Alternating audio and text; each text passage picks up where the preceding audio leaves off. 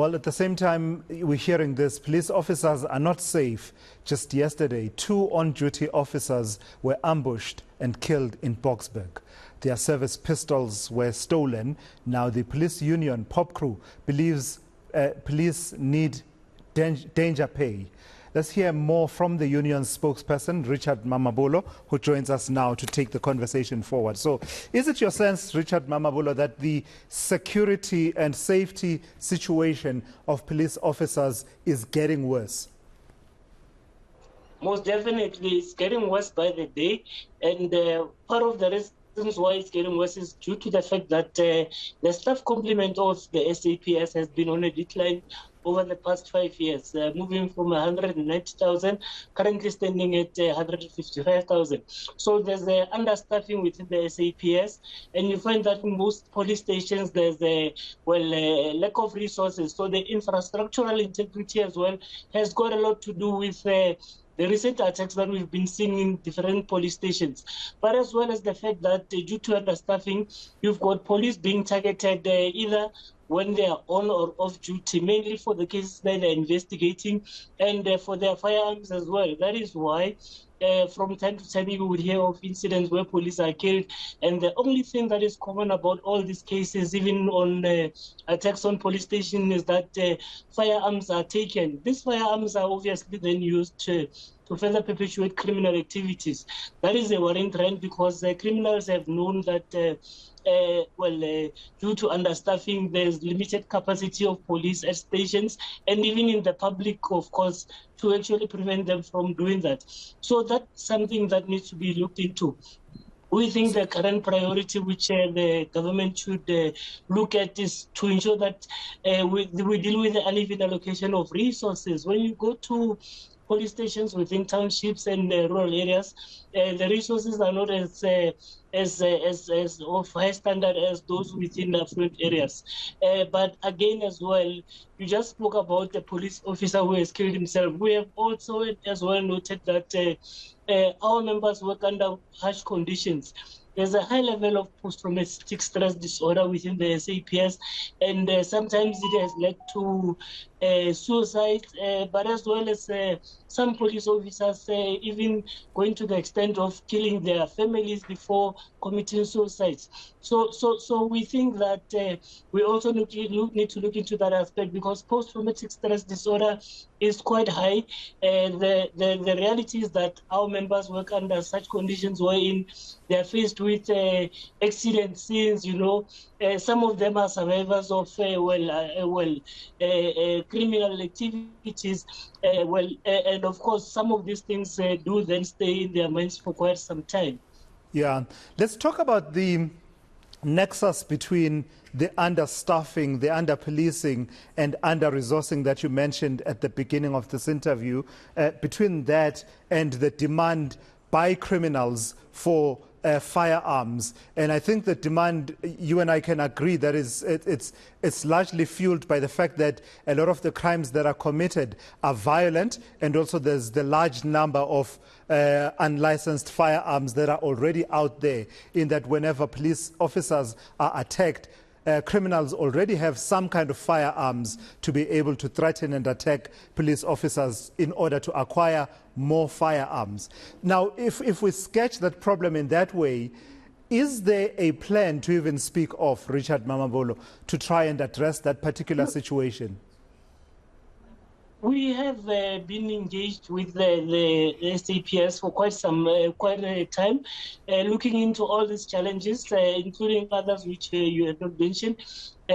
However, I think there's we do agree on what needs to be done. But however, the SAPS normally tells us about the challenges with regards to the budget to actually effect some of these changes.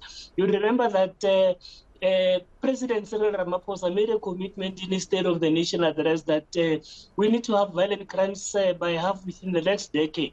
Now, immediately after that, the SAPS budget was cut down just this year alone by 15.8 billion rands. and it will still be cut by 11.2 billion rand in the next year. That is what was announced by the Minister of Finance. All those factors have got a lot to do with the kind of service that the SAPS provides, because as things stand, you know, you go to any police station across the country, you find that the staff complement is low, but as well, the tools of trade, you know, the vehicles are stuck there, they're not being serviced. And of course, you find that there's one vehicle that is supposed to serve a community of over 30,000 people. So police cannot be everywhere at the same time. We think that those are some of the basic elements that need to be addressed before we can get to a point where police stations police start feeling that they've got sufficient resources to deal with their work.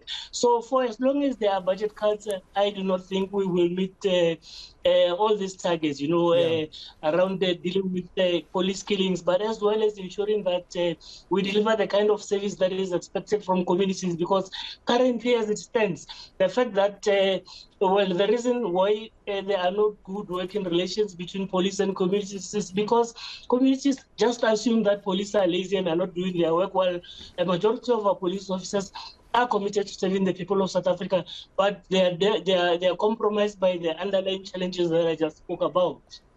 So someone might ask, would a danger pay allowance make any difference then in this situation? In a situation where at the core of the problems that we are seeing that are endangering the lives of police officers are these structural issues. What difference would danger pay make? Your members would continue to face these threats.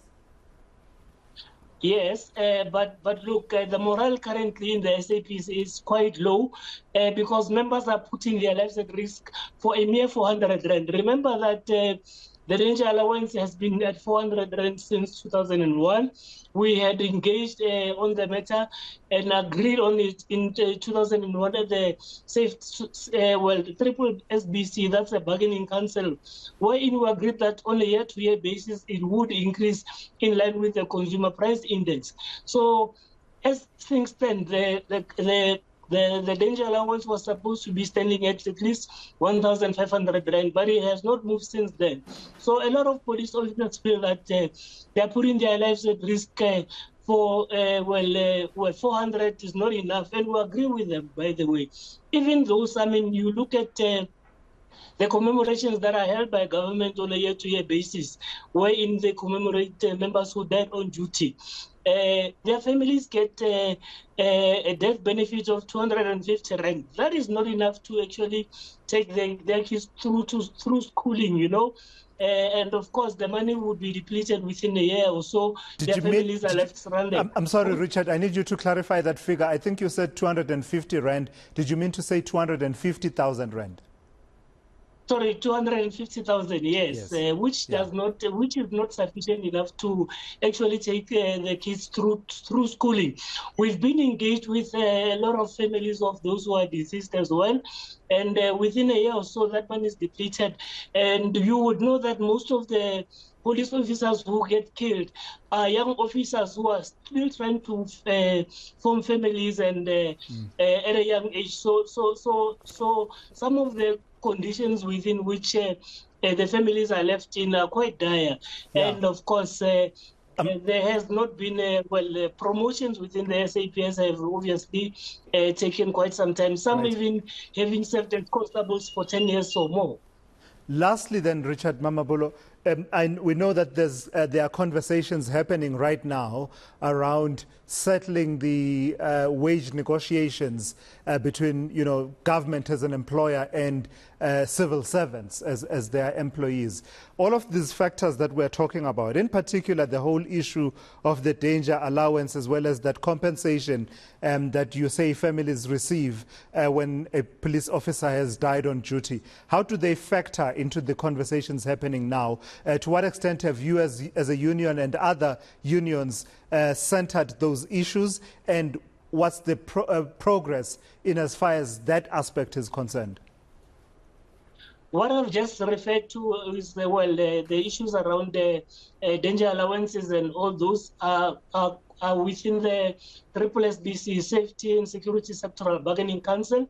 And of course, the current wage negotiation speaks to the entire public service, which is the Public Service Coordinating Bargaining Council. So these are two different councils, and of course, in both we have, especially in the SSBC, because that's the one which mainly deals with the criminal justice cluster, we have had agreements, but yet we have been complaining about the fact that those signed agreements have not been implemented fully. With regards to the wage increases, of course, within the public service, we have already stated that we reject the 3% offer. And of course, knowing that the discussions are now at a level where even government withdrew from the negotiations, meaning that we are starting all over again. Our members and the representatives within bargaining councils are engaged on the matter.